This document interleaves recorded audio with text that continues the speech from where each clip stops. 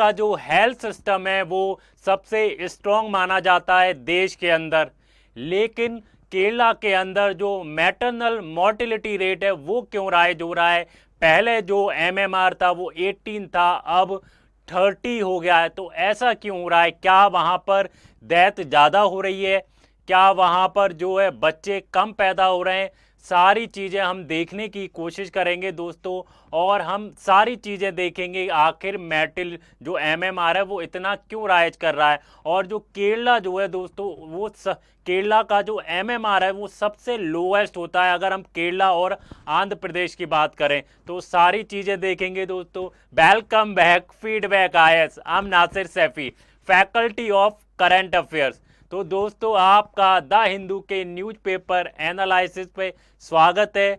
हम जो current affairs को दोस्तों हम जो फॉलो कर रहे हैं या मेरे द्वारा जो पढ़ाया जा रहा है, तो मैं उसके रिव्यू बहुत पॉजिटिव आ रहे हैं। आप लोगों को हमारा जो करंट अफेयर्स है बहुत पसंद आ रहा है और आप फीडबैक आईएएस के करंट अफेयर्स को काफ़ी पसंद कर रहे हैं। अगर आपको दोस्तों कोई भी हमारे करंट अफेयर्स के पढ़ाने के तरीके में कोई भी चेंज चाहिए, आपको लगता है ये करंट अफेयर ऐसे नहीं, इसको ऐसे पढ़ाना चाहिए, तो आप प्लीज़ आप कमेंट्स में ज़रूर बताएं कि हमें करंट अफेयर्स में कौन से बदलाव लाने चाहिए या कौन से चेंज लाने चाहिए। हम सारी चीज़ें हम चेंज करने की पूरी कोशिश करेंगे, क्योंकि ये करंट अफेयर्स की जो क्लासेस हैं दोस्तों वो आपके लिए हमने फ्रेमवर्क बनाया है, इसका आपके लिए बनाई। अगर आपको पसंद नहीं आएगी तो हमारी हार्ड वर्क का कोई भी मतलब नहीं है।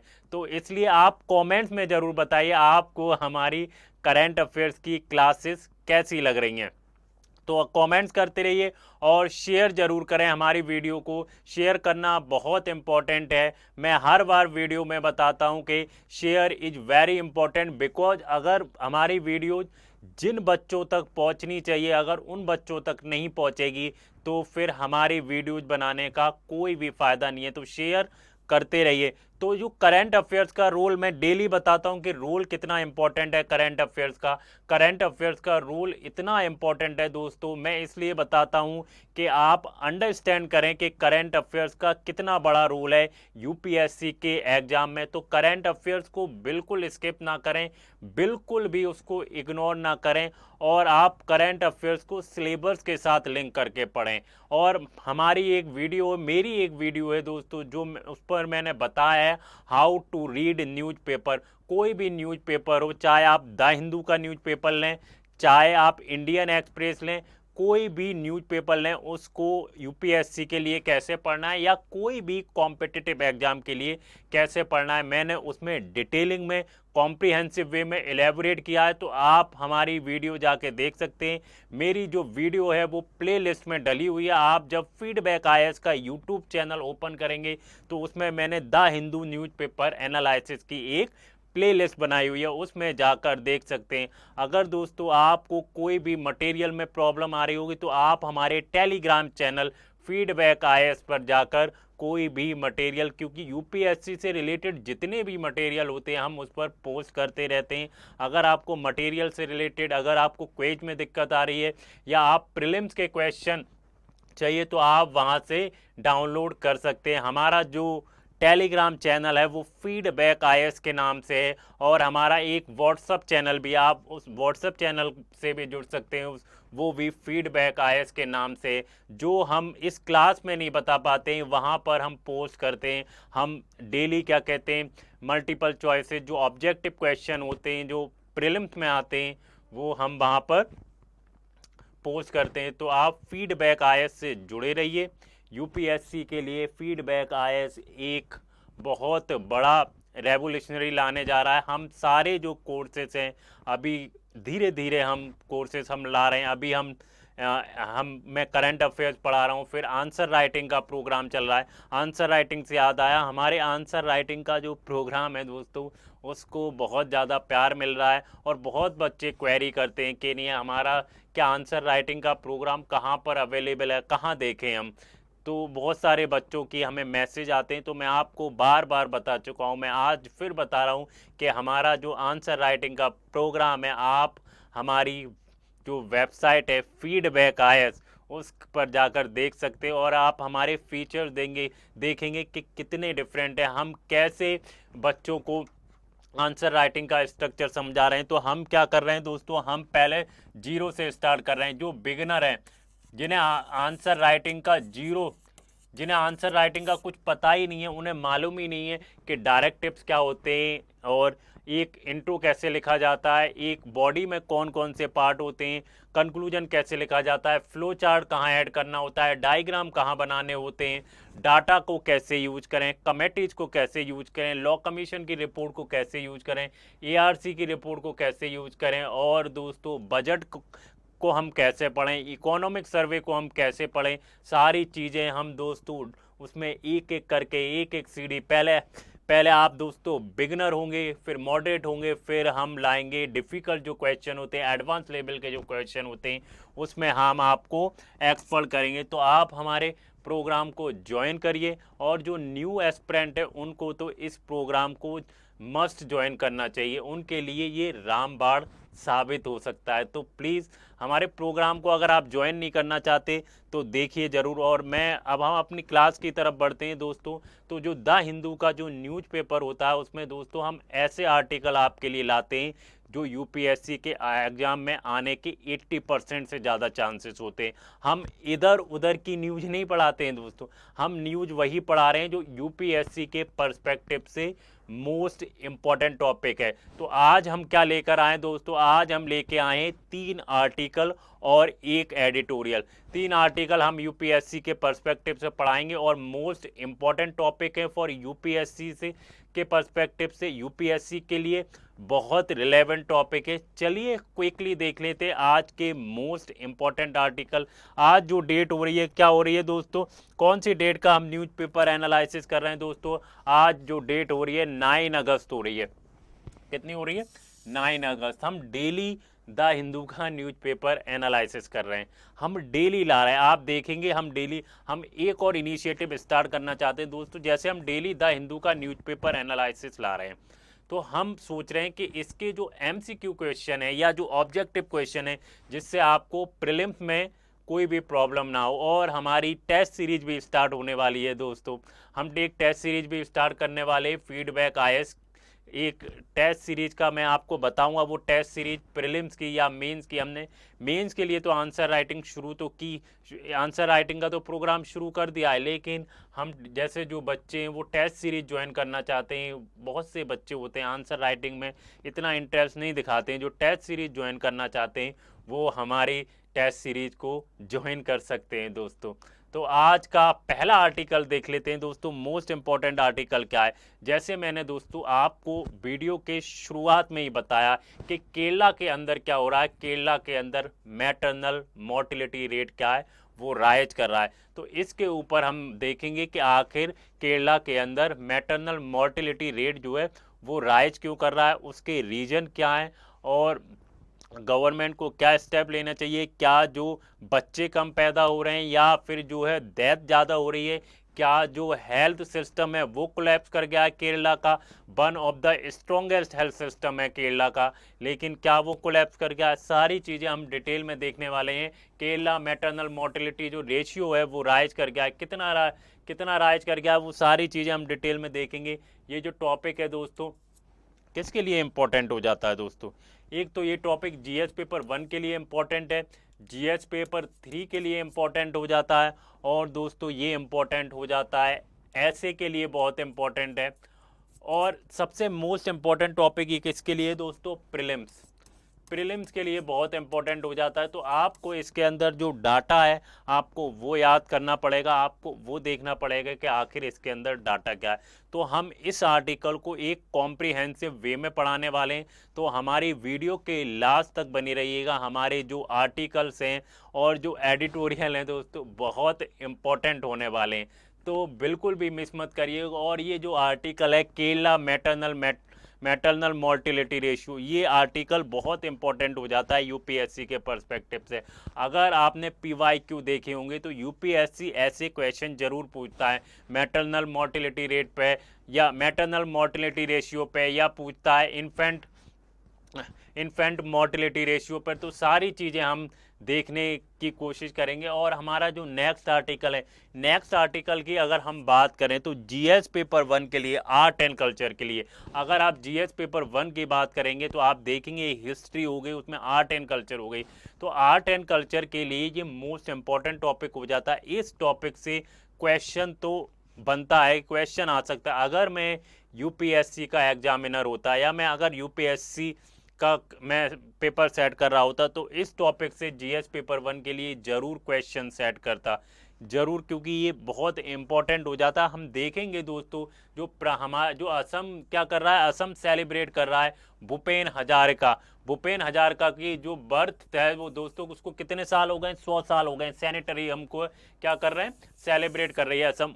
जो भूपेन हजारिका है वो 1926 में पैदा हुए थे, उनके जो बर्थ है 100 साल हो गए हैं। अब उनको कितना हो गए, 100 साल, तो सेलिब्रेट कर रहे हैं। अब हम समझने की कोशिश करेंगे कि भूपेन हजारिका हैं कौन, असम के लिए उन्होंने क्या किया, उनको क्या भारत रत्न मिला या नहीं मिला, और वो किस लिए जाने जाते हैं। सारी चीज़ें हम डिटेल में समझेंगे। जीएस पेपर 1 के लिए इम्पोर्टेंट है, प्रीलिम्स के लिए इम्पोर्टेंट है ये दोस्तों। तो ये टॉपिक भी बहुत इम्पोर्टेंट हो जाता है, इस टॉपिक को बिल्कुल भी आप लोग मिस ना करें। चलिए नेक्स्ट आर्टिकल की तरफ बढ़ते हैं। हमारा जो नेक्स्ट आर्टिकल क्या है दोस्तों, नेक्स्ट आर्टिकल भी बहुत इम्पोर्टेंट है। आप यकीन मानिए इस आर्टिकल से क्वेश्चन जरूर आएगा आपके प्रीलिम्स, अगर आप 2026 का प्रीलिम्स देने जा रहे हैं। और इस आर्टिकल को तो आप बिल्कुल मिस मत करिएगा। तो प्राइम मिनिस्टर जो हैं वो प्राइम मिनिस्टर आज क्या कर रहे हैं, पहला वोट देने जा रहे हैं जो वाइस प्रेसिडेंट का इलेक्शन होने जा रहा है। तो ये जो टॉपिक है दोस्तों जीएस पेपर 2 के लिए बहुत ज़्यादा इम्पोर्टेंट है, ऐसे के लिए भी बहुत इम्पोर्टेंट है, ऐसे भी आ सकता है, और प्रीलिम्स के लिए भी बहुत इम्पोर्टेंट है। हम तो सारी चीज़ें देखेंगे और समझने की कोशिश करेंगे क्या प्राइम मिनिस्टर पहला वोट देने जा रहे हैं। वाइस प्रेसिडेंट का जो इलेक्शन होता है क्या प्रेसिडेंट की तरह होता है, प्रेसिडेंट का जैसे इलेक्शन होता है। तो हम प्रोसीजर देखेंगे वाइस प्रेसिडेंट के इलेक्शन का, और हम देखने की कोशिश करेंगे आखिर वाइस प्रेसिडेंट का इलेक्शन कैसे होता है और प्राइम मिनिस्टर ने इस मीटिंग में और क्या कहा, सारी चीज़ें हम डिटेल में देखेंगे। और जो दोस्तों हमारा जो लास्ट है, तो क्या ये लास्ट हमारा एडिटोरियल इंडिया और ईरान का जो रिलेशन है उसके ऊपर ये आर्टिकल है। और ये आर्टिकल बहुत इंपॉर्टेंट हो जाता है बिकॉज जो वेस्टर्न इकोनॉमीज हैं, यूएसए है, तो उनकी जो क्या है डोमिनेंस वो घट रही है। तो हम देखने की कोशिश करेंगे दोस्तों कि जो इंडिया और ईरान है टू एंशियंट सिविलाइजेशन है। आपको जैसे पता होगा पहले दोस्तों मेसोपोटामिया होती थी, ईरान जो है वो बहुत पुरानी सिविलाइजेशन है। Can shape the new global order, new world global order, can shape the new global order ला सकती है। जैसे आपको पता होगा यूएस क्या कर रहा है, टैरिफ पे टैरिफ लगाया जा रहा है, और क्या कर रहा है, टैरिफ लगा रहा है, सैंक्शन लगा रहा है, जिससे क्या हो रहा है दोस्तों जो डेवलप कंट्री हैं उनको बहुत ज़्यादा तकलीफ फेस करनी पड़ रही है, बहुत ज़्यादा दिक्कतों का सामना करना पड़ रहा है। इससे इसको लेकर ब्रिक्स में ब्रिक्स की वर्चुअल समिट हुई कि ब्रिक्स के जितने भी मेंबर हैं उन पर क्या लगाया गया, उन पर टैरिफ लगाया हुआ है। चाहे चाइना की बात करें, चाहे हम इंडिया की बात करें, चाहे हम बात करते हैं ब्राज़ील की बात करें, रशिया की बात करें, सारी कंट्रीज पर हाई टैरिफ लगाया हुआ है। तो इसका क्या सॉल्यूशन होता है, सॉल्यूशन है ब्रिक्स मेंबर ये निकालने की कोशिश कर रही हैं। क्या ब्रिक्स यूएस को हरा पाएगा, क्वेश्चन ये भी उठता है। क्या ब्रिक्स इतना पावरफुल है कि वो यूएस लेड जितनी भी कंट्रीज हैं उनको हरा पाएगा, तो ये क्वेश्चन, तो इसमें हम सारी चीज़ें डिटेल में समझने की कोशिश करेंगे। एक एडिटोरियल कैसे समझा जाता है, एक एडिटोरियल कैसे पढ़ा जाता है, मैं आपको आज डिटेल में समझाने वाला हूँ। और ये एडिटोरियल लिखा किसने दोस्तों, ये एडिटोरियल जो लिखा है वो ईरान के एम्बेसडर हैं। ईरान के एम्बेसडर, आई थिंक उनका नाम इजा है, मैं सही से नाम रिकॉग्नाइज नहीं कर पा रहा हूँ, लेकिन उनका नाम समथिंग लाइक इजा है। तो उन्होंने इस आर्टिकल को लिखा है और ये यूपीएससी के लिए बहुत इंपॉर्टेंट आर्टिकल हो जाता है दोस्तों। चलिए और चलते हैं हम अपने पहले आर्टिकल की तरफ और समझने की कोशिश करते हैं कि हमारा पहला आर्टिकल क्या है। What is the first article from the Hindu newspaper. तो चलें, आज जो डेट हो रही है दोस्तों कितनी हो रही है, 9 अगस्त हो रही है। आज जो डेट हो रही है कितनी हो रही है दोस्तों, 9 अगस्त हो रही है।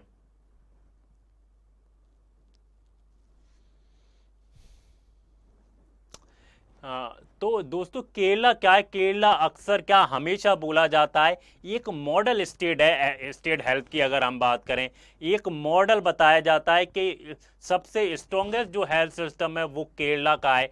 लेकिन वहाँ पर दोस्तों जो मैटरनल मोर्टिलिटी जो रेशियो है वो क्यों बढ़ रहा है, उसका क्या रीजन है, तो इसी के ऊपर हमारा आर्टिकल है कि आखिर मैटरनल मोर्टिलिटी रेशियो केरला के अंदर बढ़ क्यों रहा है, उसके रीजन क्या है। तो हम ये देखने की कोशिश कर रहे हैं। तो क्या है दोस्तों, Kerala maternal mortality rate, sorry mortality ratio क्या कर रहा है, वो राइज हो रहा है। और कितना राइज हो रहा है दोस्तों, हम वो देखने की कोशिश करेंगे कि कितना राइज हुआ है। पहले हम ये देख लेते हैं, एक टेबल बनाई है मैंने दोस्तों, आप उसका डाटा देखिए कि आखिर कौन कौन से स्टेट हैं जिनका मैटरनल मोर्टिलिटी जो रेशियो है कितना है। क्या केरला सबसे लोएस्ट है मैटरनल मोर्टिलिटी रेट में, क्या केरला सबसे लोएस्ट है मैटरनल मोर्टिलिटी रेट में, हम ये देखने की कोशिश करेंगे। अगर हम केरला की बात करते हैं दोस्तों, तो केरला का अगर हम मैटरनल मोर्टिलिटी रेशियो देखें, अगर एमएमआर की बात करते हैं तो कितना था दोस्तों, 19 था अर्लियर, कितना 19 था। और जो मैटरनल मोर्टिलिटी जो रेट है वो कितना है दोस्तों, 0.9 है। अब हम ये भी समझने की कोशिश करेंगे आखिर मैटरनल मोर्टिलिटी रेट होता क्या है, what is maternal mortality rate, ये हम समझेंगे आगे। पहले हम डाटा देख लेते हैं, उसके बाद आगे हम डिटेल में समझते हैं what is maternal mortality rate. अगर हम तेलंगाना की बात करते हैं, तेलंगाना का जो मैटरनल मोर्टिलिटी रेट है वो दोस्तों 43 है, कितना 43 है। और इसके जो मैटरनल जो मोर्टिलिटी रेट है वो कितना है दोस्तों, वो है 2.3। अगर हम बात करते हैं आंध्र प्रदेश, आंध्र प्रदेश का मैटरनल मोर्टिलिटी रेट कितना है दोस्तों, 45 है। और मैटरनल मोर्टिलिटी रेट कितना है, 2.4 है। अगर हम तमिलनाडु की बात करते हैं तो 54 है रेशियो, और रेट कितना है, 2.7% है। कर्नाटका का 69 है, और रेट कितना है, 3.5% है। साउथ, पूरे साउथ का कितना हो जाता है, अगर हम मैटरनल मोर्टिलिटी रेशियो देखें 49%, और जो रेट है वो 2% हो जाता है। इंडिया का जो मैटरनल मोर्टिलिटी अर्लियर कितना था दोस्तों, मैटरनल मोर्टिलिटी जो रेशियो है अर्लियर कितना था, 97 था, अब कितना, और जो रेट है दोस्तों वो 6 है। चलिए आगे बढ़ें। अब हम समझने की कोशिश करते हैं दोस्तों कि आखिर कितना राइज हो गया है मैटरनल मोर्टिलिटी रेट केरला का। अर्लियर जैसे मैंने बताया दोस्तों 18 to 19 मैटरनल मोर्टिलिटी रेशियो था, अब वो बढ़कर कितना हो गया है दोस्तों, अब बढ़कर 30 हो गया है, 30 मैटरनल मोर्टिलिटी रेशियो हो गया है। इंडिया का ओवरऑल देखें तो इंडिया का जो मैटरनल मोर्टिलिटी रेशियो है वो दोस्तों कितना है, वो 103 है। तो सबसे बड़ा जो रीजन है, क्या केरला का जो हेल्थ सिस्टम है वो कोलैप्स हो गया, क्या डेथ जो है वो बहुत ज़्यादा हो रही हैं, या बच्चे कम पैदा हो रहे हैं। तो सबसे बड़ा रीजन है दोस्तों, मैं आपको देखिए इंडिया का जो ओवरऑल 2021 से लेके, और अगर हम 2023 की बात करते हैं तो 97 था मैटरनल मोर्टिलिटी जो रेशियो है, और अभी कितना हो गया है, जैसे मैंने बताया दोस्तों अभी 2025 में तो 103 मैटरनल मोर्टिलिटी रेट हो गया। और केरला का जो अर्लियर अगर हम 2023 की बात करते हैं तो जब कितना था, जब था दोस्तों 18, अब बढ़कर कितना हो गया, 30 हो गया है, लोएस्ट था।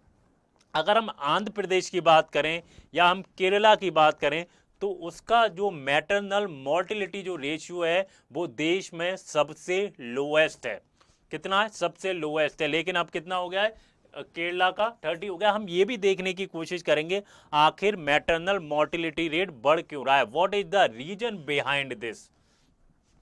ग्लोबल बेंचमार्क क्या है दोस्तों, अगर हम ग्लोबल बेंचमार्क की बात करते हैं, अगर हम ग्लोबली देखें तो एसडीजी जो 3 पॉइंट जो टारगेट्स हैं उसके अंदर मेंशन किया गया है कि 2030 तक जो मैटरनल मोर्टिलिटी जो रेशियो है उसको कितना लाना है दोस्तों, उसको 17 जो है 17 से नीचे लाना है, लेस देन 70 हो। लेकिन अभी जो ग्लोबल लेवल पर मैटरनल मोर्टिलिटी रेट कितना है दोस्तों, अगर हम ग्लोबल लेवल पर देखें तो जो मैटरनल मोर्टिलिटी रेट है वो 197 है। लेकिन जो एसडीजी का जो टारगेट है, जो 3.1 का जो टारगेट है वो कितना है दोस्तों, वो 17 से लेस देन है। लेकिन केरला का तो 30 ही है, तो बहुत कम है।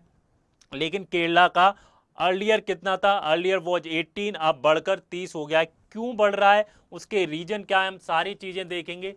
जो मैटरनल डेथ इन केरला 120 और 140 पर ईयर, जो दोस्तों जो मैटरनल जो डेथ हो रही हैं या बच्चे जो पैदा हो रहे हैं वो उनकी जो डेथ हो रही है वो 120 से 140 पर ईयर हो रहे हैं। और दोस्तों ये क्या है, ऐसा नहीं है कि लास्ट ईयर बहुत कम बच्चे मरे थे और इस ईयर बहुत ज़्यादा, लेकिन वो कांस्टेंट है, 120 से 140 क्या हो रहे हैं पर ईयर मर रहे हैं। और 97 मैटरनल डेथ 2021 में हुई ड्यू टू कोविड। कोविड की वजह से क्या हो गई दोस्तों, 97 डेथ हुई थी। अब हम समझने की कोशिश करते हैं दोस्तों, ये तो हो गई डेथ। डेथ जो है कांस्टेंट है, डेथ ज़्यादा नहीं हो रही है। आपको अगर डेथ ज़्यादा नहीं हो रही है तो इसका मतलब ये है कि जो केरला का जो हेल्थ सिस्टम है वो कोलैप्स नहीं हुआ है। केरला का जो हेल्थ सिस्टम है बहुत अच्छा है, क्योंकि डेथ ज़्यादा नहीं हो रही है, डेथ तो कांस्टेंट बनी हुई है, 120 से 40 पर ईयर हो रही है। अगर हम मैटरनल मोर्टिलिटी रेशियो है उसको समझने की कोशिश करें तो मैटरनल मोर्टिलिटी रेशियो क्या होता है, तो मैटरनल मोर्टिलिटी जो रेशियो होता है दोस्तों कि 1 लाख जो वुमेन है उस पर कितने बच्चे पैदा हो रहे हैं और कितने बच्चे मर रहे हैं। इसका अगर फॉर्मूला देखें तो death rate upon birth rate into 1 lakh, जितने 1 लाख वुमेन पे जितने लोग बच्चे पैदा हो रहे हैं जितने मर रहे हैं उनका जो रेशियो होता है उसको क्या बोलते हैं, मैटरनल मोर्टिलिटी रेशियो बोलते हैं। तो हमने जैसे देखा कि डेथ जो हो रही है वो ज़्यादा नहीं हो रही हैं। अब हम समझने की कोशिश करते हैं, क्या बर्थ रेट बहुत कम हो गया है, क्या बच्चे कम पैदा हो रहे हैं, तो हम ये क्या फर्टिलिटी जो है केरला की बहुत कम हो गई है, तो हम वो समझने की कोशिश करें। अगर आपको TFR के ऊपर, टोटल फर्टिलिटी रेट के ऊपर कुछ भी समझना हो, मैंने डिटेलिंग में अर्लियर मैंने बताया, आप मेरी जो है ओल्ड वीडियो देख सकते हैं जो मैंने करंट अफेयर्स पढ़ाया है TFR के ऊपर। आखिर टोटल फर्टिलिटी रेट गिर क्यों रहा है 1.9 पर। टोटल अभी फर्टिलिटी रेट कितना है दोस्तों, 1.9 है, जो कि जो रिप्लेसमेंट जो रेट होता है उससे काफ़ी कम हो गया है, जिससे क्या हो रहा है, पॉपुलेशन डिक्रीज हो रही है। टोटल फर्टिलिटी रेट कितना आ गया, 1.9 आ गया दोस्तों, बहुत ज़्यादा कम हो रहा है। इससे क्या होगा, पॉपुलेशन डिक्रीज होगी और जो हमारी जो एल्डर जो पॉपुलेशन है वो काफ़ी बढ़ जाएगी और जिससे दोस्तों हमारी इकोनॉमी पे बहुत ज़्यादा इम्पैक्ट पड़ेगा। अगर हम बर्थ एंड डेथ रेट की बात करते हैं, अर्लियर अगर हम बात करें, अगर हम 2023 की बात करते हैं तो 2023 में क्या है, केरला के अंदर 5 लाख बच्चे पैदा होते थे। कितने, 5 से 5.5 लाख बच्चे पर ईयर पैदा होते थे। अगर हम 2023 की बात करते हैं तो 2023 के अंदर 5 लाख से 5.5 लाख के बीच क्या होते थे, बच्चे पैदा होते थे पर ईयर केरला में। लेकिन अगर हम 2025 की बात करें तो 2025 में क्या हुआ है दोस्तों, अगर हम 2023 की बात करते हैं, मैंने जैसे 2023 में बताया 5 लाख से 5.5 लाख बच्चे पैदा होते थे। 2024 में क्या हुआ, 3.5 लाख।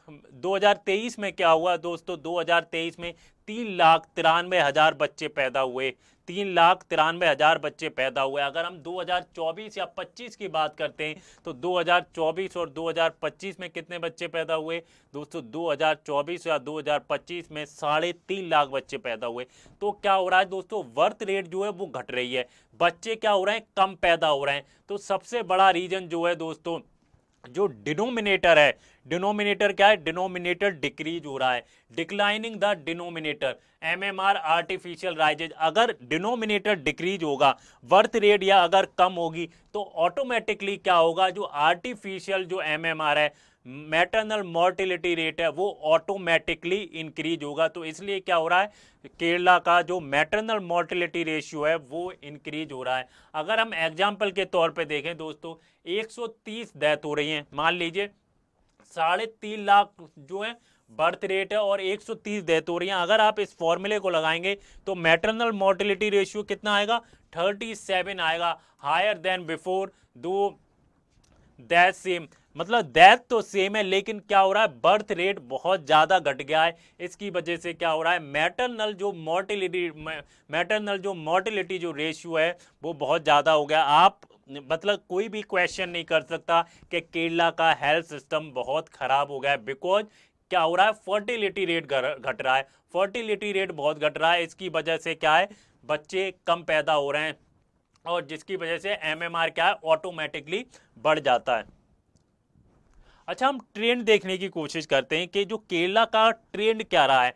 जो अगर हम बात करते हैं मैटरनल मोर्टिलिटी रेशियो की, तो केरला का ट्रेंड क्या रहा है। अगर हम 2014 या 15 की बात करें, 2014 या 15 में जो मैटरनल मोर्टिलिटी रेशियो था वो केरला का कितना था, वो 30 से 32 था। अगर हम 2020 से 2022 की बात करें तो जो मैटरनल मोर्टिलिटी रेट था वो कितना, मैटरनल मोर्टिलिटी जो रेशियो था दोस्तों वो कितना था, 18 था। 2020 से 2022 में 18 था, बहुत लो था। इंडिया का सबसे लो मैटरनल मोर्टिलिटी रेशियो केरला का था। नॉट रियलिस्टिक, बट रियलिस्टिक नहीं था। ये किसने दोस्तों, जो एसआरएस होता है, एक सैंपल रजिस्ट्रेशन होती है, सैंपल रजिस्ट्रेशन सर्वे होता है, वो करता था, लेकिन नॉट रियलिस्टिक था। अगर हम बात करते हैं 2021 या 22 में 51 पहुंच गया था। कितना पहुंच गया था दोस्तों, 51 मैटरनल मोर्टिलिटी रेट, कोविड की वजह से। और 220 कितनी हो गई थी, डेथ हो गई थी। और 2021 से 30 तक ये आ गया है 30, और ये करेक्टेड राइज है, बिल्कुल क्या है, करेक्टेड राइज है। अगर हम पॉलिसी इशूज देखें दोस्तों, पॉलिसी इशू क्या है, सबसे बड़ा जो पॉलिसी इशू है, फॉलिंग फर्टिलिटी रेट।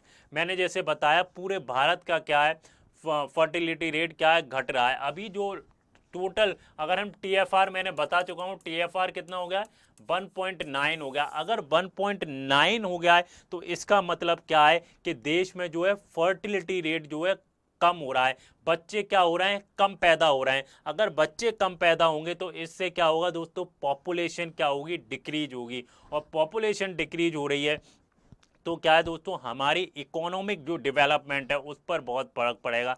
मैं आपको एक एग्जांपल से समझाने की कोशिश करता हूं। मान लीजिए दो पेरेंट्स हैं, दो मदर एंड फादर हैं, और उनके दो बच्चे हैं।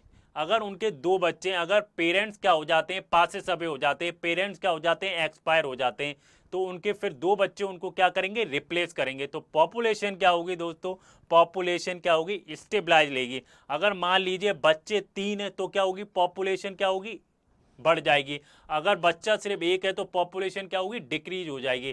तो क्या हो रहा है, 1.9 हो गई है। और जो रिप्लेसमेंट रेशियो होता है या रिप्लेसमेंट रेट होता है वो कितना है दोस्तों, 2.1 है, जो कि रिप्लेसमेंट रेशियो से काफ़ी कम है। इसलिए क्या हो रहा है, इंडिया की जो पॉपुलेशन है बहुत डिक्रीज हो रही है।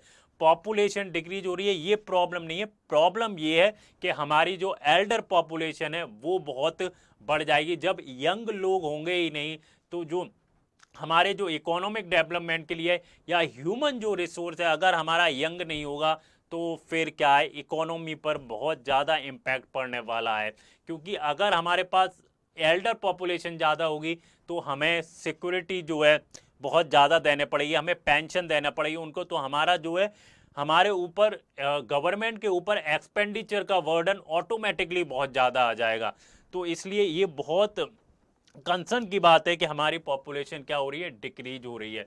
अगर हम पॉलिसी इश्यूज की, मैंने जैसे बताया फर्टिलिटी रेट क्या हो रहा है, बढ़ रहा है। और दोस्तों जो टीएफआर इन केरला का टीएफआर कितना है, इंडिया का जो टीएफआर है 1.9 है, और जो केरला का टीएफआर क्या हो गया, 1.8 हो गया है, जो रिप्लेसमेंट जो रेट है उससे काफ़ी ज़्यादा है। अब सबसे बड़ी प्रॉब्लम क्या है, प्रॉब्लम क्या है दोस्तों, आजकल क्या है, आज का जो दौर चल रहा है, आजकल क्या है, जब भी बच्चे क्या होते हैं, बच्चों को सक्सेस नहीं मिलती है, तो सक्सेस पढ़ाई करते करते उनकी जो उम्र हो जाती है वो 30 के पार हो जाती है, 30-32 साल के हो जाते हैं। तो उसके बाद क्या होता है, लेट शादी करने का सबसे बड़ी प्रॉब्लम क्या है कि उनके बच्चे पैदा नहीं हो रहे हैं और डिलीवरी में प्रॉब्लम आ रही है। क्या हो रही है, डिलीवरी में प्रॉब्लम आ रही है और प्रेगनेंसी में प्रॉब्लम आ रही है, रिस्कियर डिलीवरी। आज का दौर है कि बच्चों, क्योंकि आज के दौर में बच्चे शादी नहीं कर रहे हैं, एक तो टाइम पे शादी नहीं हो रही है, टाइम पर शादी नहीं हो रही है तो उसकी वजह से क्या हो रहा है, प्रेगनेंसी में प्रॉब्लम आ रही है, बच्चे पैदा नहीं हो रहे हैं। तो जब बच्चे पैदा नहीं हो रहे हैं तो क्या होगा, ऑटोमेटिकली क्या होगा, जो टीएफआर है या टीएफआर है वो क्या होगा, टीएफआर गिरेगा और इससे क्या होता है, जो फर्टिलिटी रेट है वो गिर रहा है। तो शादी अगर टाइम पे नहीं कर रहे हैं, हाई एज मैरिज हो रही है, क्योंकि बहुत लेट मैरिज कर रहे हैं, तो लेट मैरिज से क्या हो रहा है, प्रेगनेंसी में दिक्कत आ रही है और क्या हो रहा है, बच्चे पैदा नहीं हो रहे, बहुत फ्यूअर बर्थ रेट है। अगर हम लाइफ स्टाइल डिजीज की बात करें, तीसरा जो सबसे इंपॉर्टेंट चीज़ है दोस्तों, लाइफ स्टाइल डिजीज। हम लोग क्या करते हैं दोस्तों, हम जो है जंक फूड खा रहे हैं, जो हमें मिनरल्स मिलने चाहिए, जो हमें न्यूट्रिएंट्स मिलने चाहिए, जो हमारी बॉडी के लिए इंपॉर्टेंट है, जो हमारे हार्मोन के लिए इंपॉर्टेंट है, अगर हमें वो क्या कहते हैं, वो क्वालिटी वाले मिनरल्स नहीं मिलेंगे जो हमारे चीज़ों के लिए जरूर हैं, जैसे हाइपरटेंशन हो गया, डायबिटीज हो गया, ये क्या करता है दोस्तों, ये रिस्क करता है, ऐड करता है रिस्क में। जो क्वालिटी चीज़ें चाहिए फर्टिलिटी के लिए जो चीज़ें इंपॉर्टेंट है उसको क्या कर देता है, ये रिड्यूस कर देता है। अगर आपके दोस्तों, अगर आपको स्ट्रेस होगा, अगर आपको स्ट्रेस होगा तो दोस्तों आपका जो स्पर्म क्वालिटी है या स्पर्म में जो दिक्कतें आती हैं वो भी घटेगा। तो इसलिए क्या है दोस्तों, ये लाइफ स्टाइल की वजह से भी हो रहा है। डाटा गैप्स क्या है दोस्तों, डाटा गैप्स क्या है, what is the data gaps, data gaps क्या है दोस्तों, ये जो हुआ है एसआरएस ने ये जो निकाला है, जो एसआरएस क्या है, एक सैंपल रजिस्ट्रेशन सर्वे है और फिर से स्टेट लाइन लिस्ट, और स्टेट भी एक क्या करता है, डाटा निकालता है। तो इन दोनों में क्या है, प्रॉब्लम है, एक डाटा का गैप्स है।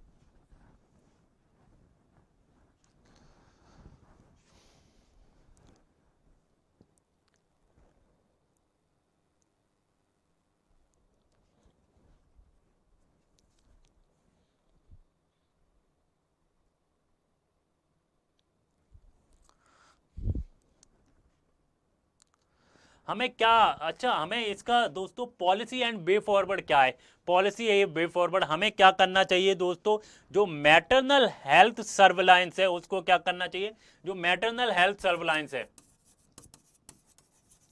मैटरनल हेल्थ सर्विलांस, उसको क्या करना चाहिए दोस्तों, उसको स्ट्रेंथन करना चाहिए और उसको स्ट्रॉन्ग करना चाहिए। और दोस्तों हमें किस पर फोकस करना चाहिए, जो नॉन कम्युनिकेबल जो डिजीज है प्रेगनेंसी में, जो नॉन कम्युनिकेबल जो डिजीज है प्रेगनेंसी में उस पर हमें फोकस करना चाहिए, जैसे ओबेसिटी हो गया, डायबिटीज हो गया और जो हाइपरटेंशन होती है इसको पर हमें फोकस करना चाहिए, अगर हमें क्या है, फर्टिलिटी रेट अपना सही करना। और दूसरा दोस्तों, इमरजेंसी ऑब्स्टेट्रिक केयर इन पेरिफेरल हॉस्पिटल में होना चाहिए और हमें healthy spacing safe motherhood campaign चलाने चाहिए, और हमें हेल्दी स्पेसिंग और सेफ मदरहुड कैंपेन चलाना चाहिए। और दूसरा दोस्तों, हमें अपनी लाइफ स्टाइल पर ध्यान देना चाहिए, हमें जंक फूड को छोड़ना चाहिए और हमें जो हेल्दी खाना है वो खाना चाहिए। दोस्तों क्या हो रहा है, हमें जैसे केरला में जो फर्टिलिटी रेट कम हो रहा है, हमें दूसरे स्टेट को इससे क्या करना चाहिए, इससे लर्न करना चाहिए और देखना चाहिए कि हम अपने फर्टिलिटी रेट को कैसे कम कर सकते हैं। और जो दोस्तों फर्टिलिटी रेट की बात करते हैं तो दिल्ली का फर्टिलिटी जो रेट है सबसे कम है, सबसे कम कितना दिल्ली का फर्टिलिटी रेट है दोस्तों, 1.2 फर्टिलिटी रेट, 1.2 फर्टिलिटी रेट है। तो दोस्तों काफी कम फर्टिलिटी रेट है। आगे बढ़ते हैं नेक्स्ट आर्टिकल की तरफ।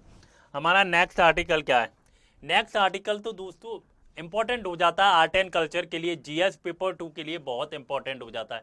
तो नेक्स्ट आर्टिकल जो है हमारा, जो दोस्तों भूपेन हजारिका हैं, उनको क्या हुआ है, उनके बर्थ को कितने हो गए, 100 साल हो गए।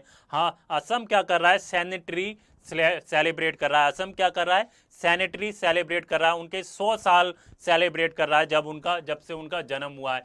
तो Assam celebrate the Bhupen Hazarika birth sanitary 1926 से 1926 से 2026 को क्या करेगा, बर्थ सैनिटरी सेलिब्रेट करेगा। आप इस पिक्चर्स में देख सकते हैं दोस्तों, अगर आप पिक्चर देखेंगे तो है ये भूपेन हजारिका, और जो असम की जो गर्ल्स हैं वो क्या कर रही हैं, वो एक दिया जला रही हैं और क्या कर रही हैं, सेलिब्रेट कर रही हैं इसको। तो अब हम ये समझने की कोशिश करते हैं दोस्तों, भूपेन हजारिका हैं कौन, वो किस लिए जाने जाते हैं आखिर, who is the Bhupen Hazarika.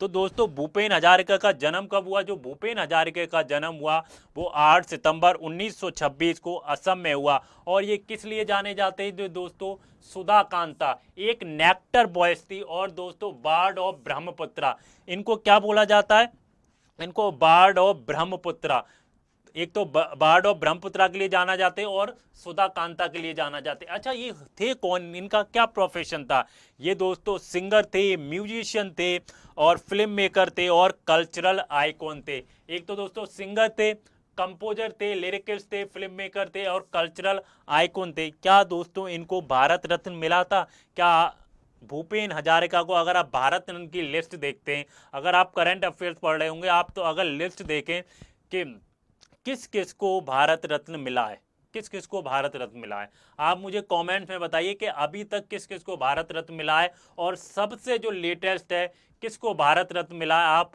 Comments करिए दोस्तों। तो दो भूपेन हजारिका जी को क्या है 2019 में भारत रत्न से नवाजा गया था।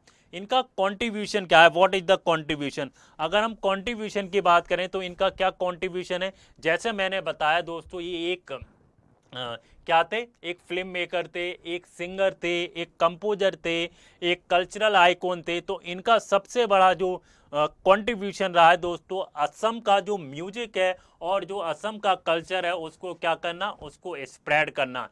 तो carried the Assam music and culture to the global stage, global stage पर लेकर गए। सॉन्ग हाईलाइटेड द, इनके सॉन्ग में क्या हाईलाइट होता है, तो इनके सॉन्ग में हाईलाइट होता है लव, यूनिटी एंड ह्यूमैनिटी। मैं दोबारा से रिपीट कर देता हूं, अगर आप सुन नहीं पाए या अंडरस्टैंड नहीं कर पाए तो मैं बताता हूं। लव है इनके सॉन्ग में, यूनिटी है और ह्यूमैनिटी है। ये दोस्तों आजकल गायब सी हो गई हैं, ना तो किसी के प्यार है, ना लव है, ना यूनिटी है। तो इसलिए ये बहुत इंपॉर्टेंट हो जाते हैं कि इनके सॉन्ग जो है क्या कहते हैं, देश में जो क्या एक यूनिटी नहीं है, वो यूनिटी इनके सॉन्ग लाते हैं, लव फैलाते हैं आपस में और ब्रदरहुड फैलाते हैं दोस्तों। तो इनके सॉन्ग बहुत इंपॉर्टेंट हो जाते हैं। अगर हम बात करें इनके सॉन्ग की थीम क्या थी, theme song for Guwahati university 1948, जली काबो लुटोरो पार, जली काबो लुटोरो पार। डीप कल्चरल कनेक्ट होता था असम और अरुणाचल प्रदेश से। इनके जितने भी सॉन्ग होते थे, आप अगर इनके सॉन्ग की बात करेंगे, क्योंकि ये एक सिंगर थे, जितने भी सॉन्ग होते थे वो असम और जो अरुणाचल प्रदेश का जो कल्चर था उससे ये कनेक्ट करते थे। Voice of the north east identity in India, ये नॉर्थ ईस्ट की जो आइडेंटिटी है उनकी आवाज़ थे भूपेन हजारिका जी। अगर हम सैनिटरी सेलिब्रेशन की बात करें तो सैनिटरी सेलिब्रेशन क्या है दोस्तों, ईयर लॉन्ग सेलिब्रेशन लॉन्च किया गुवाहाटी में 2026 के सैनिटरी में। वेन्यू क्या होगा दोस्तों, डॉक्टर भूपेन हजारिका समाने तीर्था गुवाहाटी में।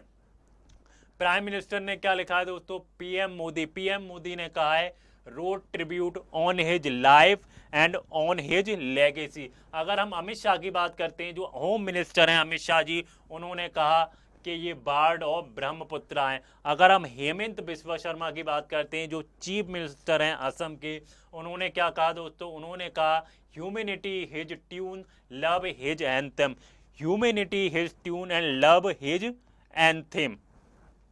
Tribute also from the Sarbananda Sonowal and Pema Khandu. अच्छा हम लेगेसी और रिलेवेंस की बात करें कि भूपेन हजारिका जो हैं वो कंटेम्प्रेरी, उनका क्या रिलेवेंस है, उनकी क्या लेगेसी रही है।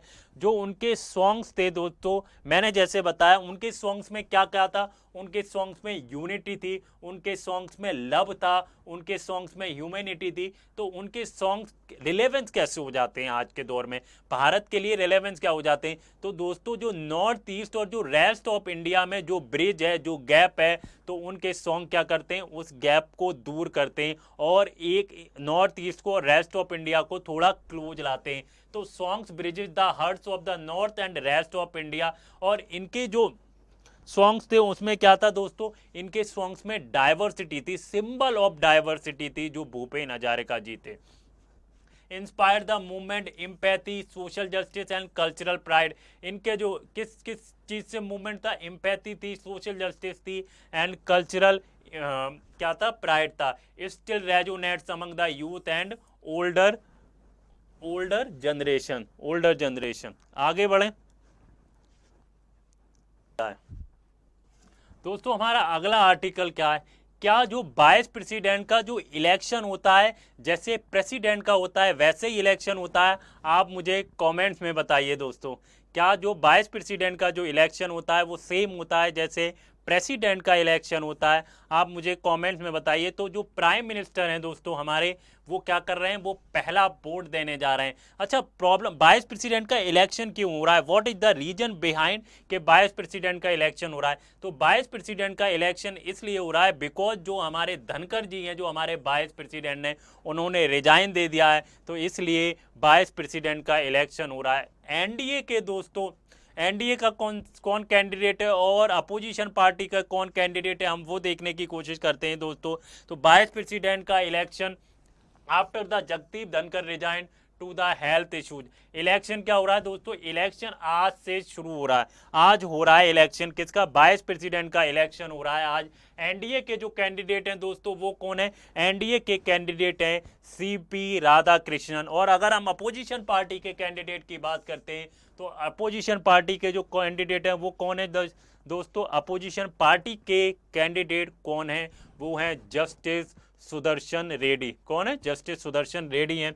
अगर हम जैसे पीएम क्या कर रहे हैं, आज कास्टिंग वोट देने जा रहे हैं, पहला वोट दे रहे हैं, ये सिंबॉलिक है, सोच करता है प्रोसीजरल इंपॉर्टेंस। अब हम दोस्तों स्टैटिक पार्ट थोड़ा सा देख लेते हैं, हम देख लेते हैं आखिर पॉलिटी के अंदर वाइस प्रेसिडेंट का क्या रोल है। आप मुझे, अगर आपने रिवाइज किया होगा दोस्तों, वाइस प्रेसिडेंट का इलेक्शन कैसे होता है और कौन सा आर्टिकल है कॉन्स्टिट्यूशन में जो वाइस प्रेसिडेंट के इलेक्शन की बात करता है। अगर हम आर्टिकल 63 से 71 की बात करें तो वो वाइस प्रेसिडेंट के बारे में बात करता है। कितना, आर्टिकल जो 63 से 71 के लिए वो क्या बात करता है, वो वाइस प्रेसिडेंट के बारे में बात करता है। अगर हम इलेक्शन की बात करते हैं, अगर हम वाइस प्रेसिडेंट के इलेक्शन की बात करते हैं तो क्या वाइस प्रेसिडेंट का इलेक्शन वैसे ही कंडक्ट कराया जाता है जैसे प्रेसिडेंट का इलेक्शन कंडक्ट कराया जाता है? तो हम बात करें दोस्तों वाइस प्रेसिडेंट के इलेक्शन में क्या है, दोनों जो हाउसेस हैं, चाहे लोकसभा हो चाहे राज्यसभा हो, दोनों जो हाउसेस हैं वो अपना वोट क्या करते हैं, कास्ट करते हैं। मेंबर ऑफ पार्लियामेंट, जो मेंबर ऑफ पार्लियामेंट होते हैं वो क्या करते हैं, वोट कास्ट करते हैं, ना कि एमएलए। एमएलए तो होंगे ही नहीं दोस्तों, क्योंकि जब लोकसभा और हम राज्यसभा की बात करते हैं तो एमएलए का तो सवाल ही नहीं उठता। लेकिन अगर क्वेश्चन प्रीलिम्स में आ जाता है तो बच्चे क्या होते हैं, कंफ्यूज हो जाते हैं एमएलए और एमपी में। तो इसलिए मैंने यहाँ पर लिखा है नॉट एमएलए। तो एमएलए इसमें का कोई रोल नहीं होता, एमपी का रोल होता है। अगर हम बात करते हैं दोस्तों इसका कार्यकाल कितना होता है और इसका जो है ड्यूरेशन कितना होता है, इसका जो ड्यूरेशन होता है दोस्तों 5 ईयर्स होता है। और वाइस प्रेसिडेंट क्या कर सकता है, कभी भी रिजाइन दे सकता है और कैन बी री इलेक्टेड। क्या वाइस प्रेसिडेंट जैसे धनखड़ जी ने रिजाइन दे दिया, क्या उनको री इलेक्टेड किया जा सकता है? हाँ, उनको री इलेक्टेड किया जा सकता है। फंक्शन क्या होता है वाइस प्रेसिडेंट का दोस्तों, फंक्शन होता है कि जो वाइस प्रेसिडेंट होता है वो राज्यसभा में क्या होता है, चेयरमैन होता है, एक्स ऑफिशियो चेयरमैन होता है राज्यसभा में। और क्या करता है, अगर प्रेसिडेंट क्या करते हैं, प्रेसिडेंट मान लो एब्सेंस है तो प्रेसिडेंट की जगह वो एक्टिंग प्रेसिडेंट के लिए, एक्टिंग प्रेसिडेंट के पर काम करेगा। जो प्रेसिडेंट की जो ड्यूटी है, जो प्रेसिडेंट को जो फंक्शन करता है या जो भी बेनिफिट दिए जाते हैं वो सारे वाइस प्रेसिडेंट उठाता है। Comparison with the president election, electoral college difference, जो इलेक्टोरल कॉलेज होता है वो डिफरेंस होता है। आगे बढ़ें। अच्छा, the same meeting PM spoke, ये तो हो गई वाइस प्रेसिडेंट के इलेक्शन की बात। अब प्रधानमंत्री ने और क्या कहा, प्रधानमंत्री ने किन किन चीज़ों पे बात की दोस्तों। प्रधानमंत्री ने जो जीएसटी में जो रिफॉर्म्स हुए हैं, जीएसटी के अंदर 2 स्लैब जो लाए गए हैं, 18% का एक स्लैब है, कितना है दोस्तों, 18% का स्लैब लाया गया है, और दूसरे स्लैब लाए गए हैं वो 40% का भी स्लैब लाया गया है।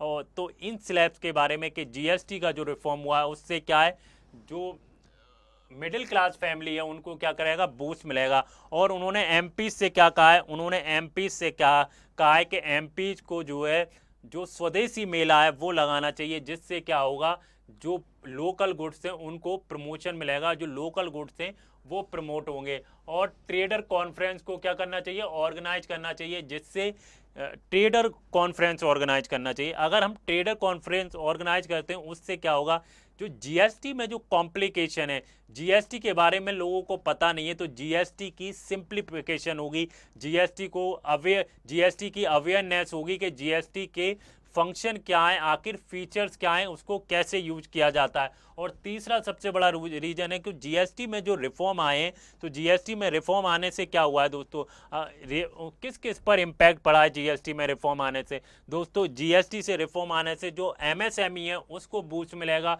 जो आर्टिसन है उनको बूस्ट मिलेगा, और जो सेल्फ रिलायंस है, आत्मनिर्भर भारत है, उस पर क्या होगा, तो दोस्तों उसको बूस्ट मिलेगा। जीएसटी क्या है दोस्तों, GST reform held the revolutionary. अगर हम चैलेंजेस की बात करते हैं, क्रिटिसिज्म की बात करते हैं, तो वो क्या है दोस्तों, चैलेंजेस और क्रिटिसिज्म बात करें तो दोस्तों, encourage student to think critically, GST still has compliance issues, state centre tension.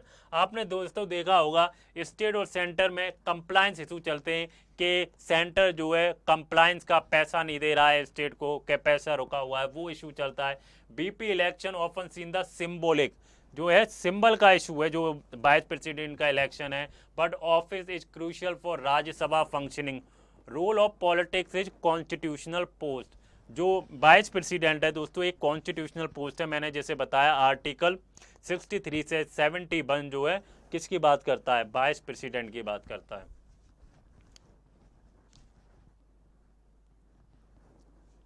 चलिए अगले आर्टिकल की तरफ बढ़ते हैं। वाई डू बी से के जो है कि जो वर्ल्ड जो है वो मल्टीपोलर जो ऑर्डर है उसकी तरफ मूव कर रहा है, उसका क्या रीजन है, और कौन सी सिविलाइजेशन है कि जो इस ट्रांजिशन को गाइड करेगी, कौन सी सिविलाइजेशन है इस ट्रांजिशन को गाइड करेगी। वाई डू बी से के world is moving toward the multipolar order, और कौन सी सिविलाइजेशन इस जो ये ट्रांजिशन है उसको गाइड करेगी। तो हम समझने की कोशिश करेंगे दोस्तों। हमारा जो आर्टिकल है जो इंडिया और ईरान के ऊपर है, इंडिया और Iran two ancient civilisation can shape the new global order. India जो ईरान है वो सबसे पुरानी सिविलाइजेशन है, टू एंशियंट सिविलाइजेशन है, क्या वो न्यू ग्लोबल ऑर्डर को शेप में ला सकती हैं, इसी के ऊपर हमारा ये एडिटोरियल है। क्या है दोस्तों, इसी के ऊपर ये हमारा एडिटोरियल है। और ये किसने लिखा है दोस्तों, ये एडिटोरियल लिखा है जो ईरान के एम्बेसडर हैं इजा, मुझे पर्टिकुलर नाम याद नहीं आ रहा, समथिंग लाइक दैट है इजा, उन्होंने इस आर्टिकल को लिखा है। अब हम समझने की कोशिश करते हैं दोस्तों ये मल्टीपोलर ऑर्डर की तरफ क्यों शिफ्ट हो रहा है। तो सबसे बड़ा रीजन मैं बताऊं दोस्तों, उसका सबसे बड़ा जो रीजन है, जो यूएस का जो डोमिनेंट है वर्ल्ड पर, यूएस का जो डोमिनेंस है वर्ल्ड पर, वो क्या हो रहा है, वो डिक्लाइन हो रहा है। क्योंकि यूएस क्या कर रहा है, टैरिफ लगा रहा है, सैंक्शन लगा रहा है, उसकी वजह से क्या है, कंट्रीज को बहुत ज़्यादा नुकसान हो रहा है। तो उसके बाद क्या है, एक ब्रिक्स की वर्चुअल मीटिंग बुलाई गई, जितनी भी ब्रिक्स मेंबर हैं उन पर क्या है, यूएस ने सैंक्शन लगाए, टैरिफ लगाए, उनकी वजह से बिलियंस ऑफ एक्सपोर्ट का ब्रिक्स की कंट्रीज को क्या हो रहा है, नुकसान हो रहा है। कि इसका सॉल्यूशन क्या निकाला जाए, ये कंट्री सोच रही है, कैसे जो यूएस है, यूएस को का सामना कैसे किया जाए, क्या ये जो ब्रिक्स की कंट्री हैं यूएस को हरा सकती हैं। तो इसी के ऊपर हम आज डिस्कस करने वाले हैं। ये एडिटोरियल बहुत इंपॉर्टेंट होने वाला है, इस एडिटोरियल को बिल्कुल मिस ना करें, क्योंकि ये जो एडिटोरियल है जीएस पेपर 2 के लिए बहुत इंपॉर्टेंट है। क्योंकि इंटरनेशनल रिलेशन की बात करते हैं तो इंटरनेशनल रिलेशन पे हमेशा क्वेश्चन आता है, क्योंकि टॉपिक ही ये हमारे सिलेबस में। और दूसरों इंडिया की जो फॉरेन पॉलिसी है उसके लिए बहुत इंपॉर्टेंट हो जाता है। तो हम समझने की कोशिश करते हैं global order in transition and crisis. जो ग्लोबल ऑर्डर है दोस्तों उसका वो ट्रांजिशन हो रहा है बिकॉज जो बेस्ट डोमिनेंस जो पावर है वो डिक्लाइन हो रही है। हम स्पेशली हम यूएसए की बात करते हैं और मैंने बताया क्यों डिक्लाइन हो रही है, बिकॉज क्योंकि यूएस क्या कर रहा है, सैंक्शन लगा रहा है, इंटरनेशनल जो ट्रीटी हैं उनको वायलेट कर रहा है और पेरिस एग्रीमेंट से भी वो बाहर हो गया। तो क्या है दोस्तों, violation of the international law, trade Wars लगा रहा है। यूएस क्या कर रहा है, ट्रेड वॉर्स लगा रहा है, सैंक्शन लगा रहा है। जैसे रशिया के ऊपर सैंक्शन लगाए और इंडिया के ऊपर 50% से कितना 50% से ज़्यादा टैरिफ लगा दिया। और दूसरा मीडिया मैनिपुलेशन, जो यूएस क्या कर रहा है, मीडिया को मैनिपुलेट कर रहा है और इन्वायरमेंटल डिस्ट्रिक्शन कर रहा है। जैसे मैंने बताया कि वो पेरिस एग्रीमेंट से यूएस क्या हो गया, बाहर हो गया। तो ये सारे रीजन है जिसकी वजह से क्या हो रहा है, जो मल्टीपोलर जो ऑर्डर है वो शिफ्ट हो रहा है, मल्टीपोलर ऑर्डर की तरफ शिफ्ट हो रहा है। तो ग्लोबल ऑर्डर क्या हो रहा है, चेंज हो रहा है, ट्रांजिशन में है, क्राइसिस में है। आगे बढ़े। अच्छा, आप देख सकते हैं ईरान और इंडिया का मैप देखते हैं दोस्तों। अगर ये है हमारा प्यारा भारत, क्या ये हम ये समझने की कोशिश कर रहे हैं कि ईरान इंपॉर्टेंट क्यों है इंडिया के लिए, why is important for India. तो ये रहा हमारा प्यारा भारत और ये बीच में पाकिस्तान और ये है ईरान। तो ईरान में क्या है दोस्तों, चाबहार पोर्ट बनाया है। अब पहले क्या होता था दोस्तों, जो भी शिपमेंट जाएगा या मान लीजिए यहाँ अफगानिस्तान हमें सामान भेजना है, तो अफगानिस्तान सामान भेजने के लिए हमें क्या करना पड़ता था, हमें ग्वादर पोर्ट का यूज करना पड़ता था। किसका, हमें ग्वादर पोर्ट से ये सामान जाता था यहाँ पे यहाँ से ये जाएगा और यहाँ अफगानिस्तान में। लेकिन अगर हम ईरान की बात करते हैं तो हमें पाकिस्तान का पोर्ट यूज करना पड़ता था। पाकिस्तान का हम पोर्ट यूज ही नहीं करना चाहते क्योंकि वो अटैक पे अटैक किया जा, मतलब इंडिया के लिए हमेशा जो क्या है, पाकिस्तान एक इनेमी रहा है।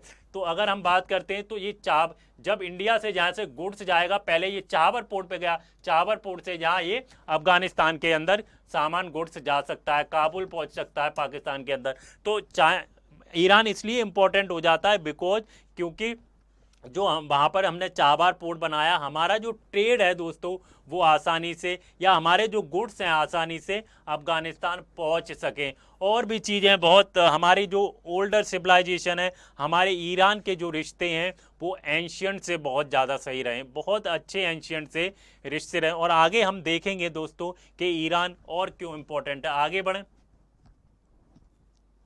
और दोस्तों अगर हम बात करते हैं, ये ग्वादर पोर्ट है और ये चाबहार पोर्ट है, इसकी डिस्टेंस कितनी है, ओनली 72 किलोमीटर, 72 किलोमीटर की डिस्टेंस है चाबहार पोर्ट और किसकी, ग्वादर पोर्ट की। आगे बढ़ें। अच्छा, राइज ऑफ ग्लोबल साउथ। अब हम ग्लोबल साउथ की बात करते हैं। ग्लोबल साउथ क्यों राइज कर रहा है, उसका क्या रीजन है दोस्तों। ग्लोबल साउथ इसलिए राइज कर रहा है, नेशन असर्टिंग इंडिपेंडेंस। नेशन क्या कर रहे हैं, वो जोर दे रहे हैं इंडिपेंडेंस पे। Developing indigenous science of defence, जो डेवलपिंग कंट्रीज हैं वो इंडिजीनियस साइंस और डिफेंस पर जोर दे रही हैं। और जो वेस्टर्न डोमिनेशन है, वेस्टर्न, जैसे यूएस क्या करता है, अपनी जो आर्मी होती है वो जगह जगह देश में अपनी डोमिनेंस के लिए वो भेजता है। तो इसकी वजह से क्या है, रिजेक्ट कर रहे हैं। साउथ और साउथ कोऑपरेशन क्या हो रही है, साउथ और साउथ कोऑपरेशन स्ट्रेंथन हो रही है। सिविलाइजेशन रोल क्या है इंडिया और ईरान का, what is the role of India and Iran. आपको जैसे पता होगा इंडिया और जो ईरान है वो क्या है, इंडिया और ईरान ओल्डेस्ट सिविलाइजेशन है। जैसे अर्लियर आपने सुना होगा मेसोपोटामिया सिविलाइजेशन के बारे में, तो ये अर्लियर सिविलाइजेशन और इनका जो कनेक्शन है वो बहुत डीप है। और क्या क्या शेयर करते हैं दोनों कंट्री दोस्तों, अगर हम इंडिया और ईरान की बात करते हैं तो दोस्तों वैल्यू पीस शेयर करते हैं और वॉर्स को अवॉइड करते हैं, Wars of aggression, cultural influence even after the military defeats. Contribution क्या है दोस्तों, गवर्नेंस हो गई, लिटरेचर हो गई, फिलॉसफी हो गई, आर्ट एंड कल्चर हो गई। तो इसमें क्या है, कंट्रीब्यूशन है। अगर हम ईरान की बात करें, बहुत सारी चीज़ें जो है हमने पर्शिया से ली थी। पर्शिया से जब मुग़ल आए थे तो मुग़ल ने बहुत सारी चीज़ें जो है पर्शिया से अडॉप्ट की थी। जब पर्शिया था, आज के दौर में क्या है, ईरान है। आगे बढ़ें। Shared value, life as a gift, क्या है दोस्तों, शेयर्ड वैल्यूज क्या क्या है, मैंने जैसे बताया शेयर्ड वैल्यू, लाइफ जो है एज अ गिफ्ट है, good versus evil, Triumph of good. अगर गुड वर्सेस ईविल है तो कौन जीतेगा दोस्तों? हमेशा गुड जीतेगा। ये शेयर्ड वैल्यूज है। रिस्पेक्ट फॉर डाइवर्सिटी, हम जितनी भी, हम इंडिया क्या है, एक डाइवर्स कंट्री है, तो हमें हर रिलीजन की रिस्पेक्ट करनी चाहिए, हमें किसी में भी डिस्क्रिमिनेशन न करना चाहिए। रिस्पेक्ट फॉर डाइवर्सिटी, हमें डाइवर्सिटी की रिस्पेक्ट करना चाहिए। और दूसरा दोस्तों, स्पिरिचुअल ग्रोथ होना चाहिए और इनर प्यूरिफिकेशन होना चाहिए। मान लीजिए आप दोस्तों, आपका चेहरा बहुत सुंदर है, आपका चेहरा बहुत सुंदर है, लेकिन आप अंदर से बहुत गंदे हो, आप किसी के बारे में बहुत बुरा भला सोचते हो। मैं आपको इस पे बात कहना चाहूँगा दोस्तों, आपका चेहरा कितना भी सुंदर हो, बहुत सुंदर आपका चेहरा हो, लेकिन दोस्तों आपकी ज़िंदगी जो है आपके चेहरे से नहीं कटेगी। आपको याद जो किया जाएगा, आपको अपनी लाइफ के बाद भी याद किया जाएगा, वो दोस्तों सुंदरता आपको डिफाइन नहीं करती। सुंदरता क्या है, 30-35 साल तक आपकी सुंदरता रहेगी, लेकिन दोस्तों आपका जो बिहेवियर है, आप लोगों के साथ व्यवहार कैसे करते हैं, ये आपके मरने के बाद भी लोग याद करेंगे कि वो एक इंसान था, वो कितना अच्छा इंसान था, उसका बिहेवियर बहुत अच्छा था। आप कुछ एक्शन लेने से पहले सामने वाले को क्या तकलीफ होगी, उसको कोई तकलीफ तो नहीं होगी मेरे एक्शन से, मेरे बोलने से, मेरे कोई बात से कोई तकलीफ तो नहीं होगी। अगर आप ये बात सोच के करते हैं तो आपका बिहेवियर बहुत अच्छा है। सुंदरता सब कुछ नहीं है। वो कहते हैं ना, हसीन चेहरा और हसीन नसीब, तो हसीन चेहरा तो किसी का हो सकता है, लेकिन हसीन नसीब नहीं हो सकता। तो इसलिए हम कह सकते हैं कि सुंदरता के पीछे ना भागें, अपने बिहेवियर को इम्प्रूव करें, लोगों के साथ अच्छा व्यवहार करें, पोलाइटली बोलें, एग्रेशन में ना बोलें। तो इसलिए आपका व्यवहार अच्छा होगा तो लोग आपसे, काफ़ी लोग आपसे जुड़ेंगे। तो बिहेवियर में अपना थोड़ा सा पोलाइट बनना है। और दोस्तों रिस्पेक्ट फॉर नेचर, तो अगला जो वैल्यू है, क्या करना है, नेचर की बहुत रिस्पेक्ट करनी है। जैसे आज क्या हो रहा है दोस्तों, जैसे निकोबार प्रोजेक्ट चल रहा है, निकोबार प्रोजेक्ट में क्या हो रहा है, जो बायोडाइवर्सिटी है, जो इन्वायरमेंट है, उसको डिस्ट्रॉय किया जा रहा है, जो ट्राइबल लाइवलीहुड है उसको डिस्ट्रॉय किया जा रहा है, जो ट्राइबल लैंड है उसको डिस्ट्रॉय किया जा रहा है, बिकॉज ऑफ डेवलपमेंट। कि यहाँ पर क्या बनेगा, एयरपोर्ट बनेगा, पावर प्लांट बनेगा, यहाँ पे क्या बनेगा, ट्रांसशिप कंटेनर बनेंगे। तो उसकी वजह से क्या है, इन्वायरमेंट को नुकसान हो रहा है। कितने पेड़ काटे जा रहे हैं दोस्तों, 32 से 35 लाख जो है पेड़ काटे जा रहे हैं। कितने, 32 से 35 लाख पेड़ काटे जा रहे हैं प्रोजेक्ट, निकोबार प्रोजेक्ट में। तो क्या, इन्वायरमेंट को बहुत नुकसान हो रहा है। तो हमें नेचर की रिस्पेक्ट करनी चाहिए। मॉडर्न हिस्ट्री पैरेलल की बात करते हैं। इंडिया क्या है दोस्तों, इंडिया जो है वो ब्रिटिश का गुलाम रहा, ब्रिटिश ने एंटी कॉलोनियल स्ट्रगल किया, और जो इंडिया क्या है, नॉन अलाइन जो मूवमेंट है उसका भी पार्ट रहा। किसका, नॉन अलाइन। अगर हम ईरान की बात करते हैं तो ईरान में दोस्तों ऑयल नेशनलाइजेशन है। क्या है, ऑयल नेशनलाइजेशन और इस्लामिक रेवोल्यूशन हुआ। बोथ रजिस्टर्ड वेस्टर्न डोमिनेशन, जितनी दोनों कंट्रीज ने क्या किया है दोस्तों, जो वेस्टर्न डोमिनेंस है उनको रजिस्ट किया है, उनको रोका है, उनको मना किया है कि हमारी कंट्रीज में अपना डोमिनेंस ना बनाए। करंट चैलेंज क्या है दोस्तों, ईरान के लिए सबसे बड़ा करंट चैलेंज क्या है। एक तो सबसे बड़ा करंट चैलेंज है दोस्तों वेस्टर्न डोमिनेंस। तो एक तो सबसे बड़ा करंट चैलेंज है जो इकोनॉमिक सैंक्शन लगाए। किसने इकोनॉमिक सैंक्शन, यूएस ने लगाए। यूएस, यूनाइटेड जो स्टेट्स ऑफ अमेरिका है, उसने उसके ऊपर यूएस इकोनॉमिक सैंक्शन लगाए। और एक एक्सटर्नल इंटरफेरेंस रहता है, यूएस हो गया, इजराइल हो गया, तो इनका क्या है, ईरान के अंदर एक एक्सटर्नल इंटरफेरेंस रहता है। अगर हम इंडिया की बात करते हैं तो इंडिया के ऊपर क्या रहता है, यूएस का हमेशा से प्रेशर रहता है, ग्लोबल प्रेशर रहता है, और हॉस्टाइल मेजर्स होते हैं।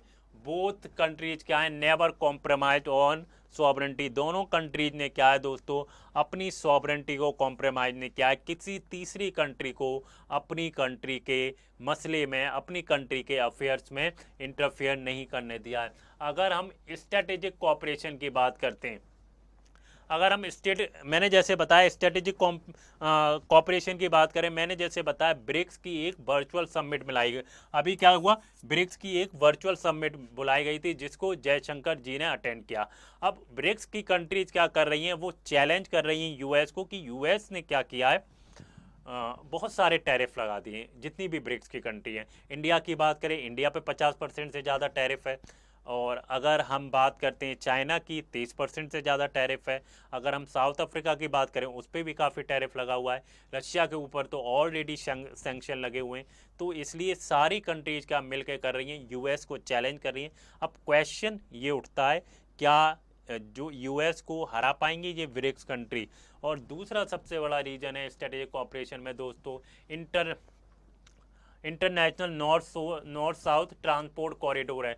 जो international north south transport corridor है, सिविलाइजेशनल ब्रिज है, Eurasia versus caucus India Africa. तो अगर मैं डिटेल में इसको बताने के लिए गया तो ये वीडियो बहुत काफ़ी लंबी हो जाएगी। तो क्या है, इंटरनेशनल साउथ नॉर्थ और साउथ कॉरिडोर है, उसका भी ईरान और इंडिया क्या है, पार्ट है। चाहवार पोर्ट क्या है दोस्तों, मैंने जैसे बताया चाहवार पोर्ट क्यों इंपॉर्टेंट है। चाहवार पोर्ट जो है इंडिया और ईरान की कनेक्टिविटी के लिए इंपॉर्टेंट है। अगर हमें अफगानिस्तान सामान भेजना है तो हम चाहवार पोर्ट पर भेज सकते हैं, जिससे क्या है इंडिया और चाइना की कनेक्टिविटी बढ़ेगी। और दोनों कंट्रीज किन चीज़ों पे इम्फेसिस करती हैं, जस्टिस हो गया, इक्वलिटी हो गया और पार्टिसिपेशन हो गया। Justice, equality and participation. आगे बढ़ें। पैलेस्टीन इशू, अगर हम पैलेस्टीन इशू की बात करते हैं, या जिसको हम हिंदी में फिलिस्तीन कहते हैं, अगर हम उसकी बात करते हैं दोस्तों, symbol of global south resistant क्या है, किस चीज़ का सिंबल है, ग्लोबल ऑफ साउथ रेजिस्टेंट का।